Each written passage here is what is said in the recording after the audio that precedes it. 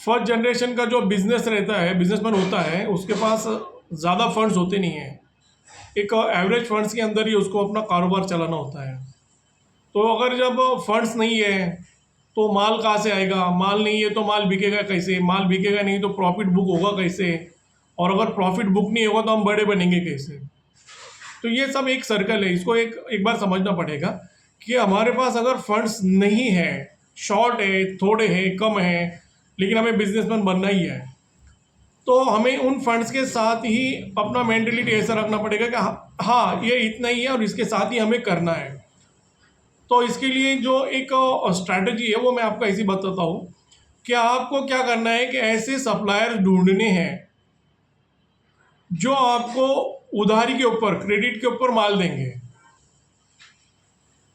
आप ऐसे सप्लायर्स को ढूंढो जिनसे आपको कैश में माल खरीदना ना पड़े, जो आपको उधारी देंगे। और बस आपको एक काम करना है कि जो आप उधारी वालों से जब माल लोगे तो माल वही लेना जो माल आपके काउंटर के ऊपर बिकता है। अदरवाइज बहुत सारे सप्लायर ऐसे रहते हैं जो आपको जो माल लग रहा है वो भी बेचते हैं, और जो उनके पास अच्छे मार्जिन के ऊपर रहता है वो माल भी आपको डंप करते हैं। तो एक बात याद रखना है कि आपको क्रेडिट देने वाले ही सप्लायर ढूंढने हैं, लेकिन माल वही खरीदना है जो आपके शॉप के ऊपर बिकता है। अननेसेसरी ये हो जाएगा कि आप उधारी ले रहे हो, आपका उधारी बढ़ता जा रहा है और वो माल जो वो सामने वाला सप्लायर आपको डंप कर रहा है वो वैसा ही पड़ रहा है। एक वक्त आएगा कि वो सप्लायर बोलेगा कि भाई तेरे पास मेरा उधारी बहुत ज़्यादा हो गया है, आप पहले मेरा उधारी चुकता करो, उसके बाद हम नए सिरे से आपको उधारी देना शुरू करेंगे।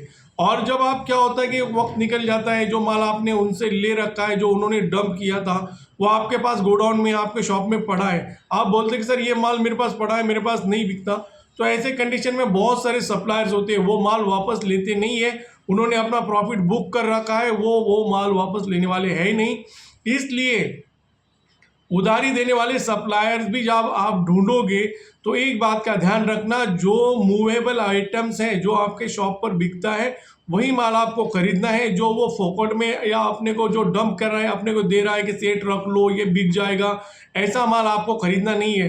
अदरवाइज आपको पछताना पड़ेगा, आपको उधारी भी देना पड़ेगा ही, लेकिन जो माल उसने अपने को डंप किया है वो बहुत ही खराब रेट पे आपको बेचना पड़ेगा, मार्जिन भी मिलेंगे नहीं, हैरेसमेंट भी बहुत होगा, तकलीफ होगा। इसलिए फंड्स नहीं है तो क्रेडिट वाला अपने को सप्लायर ढूंढना है, लेकिन माल वही खरीदना है जो हमें चाहिए, जो हमारे शॉप की ज़रूरत है। सामने वाला जो दे रहा है वो हमें खरीदना नहीं है, जो हमारे यहाँ बिकता है वही माल हमको खरीदना है। Thank you.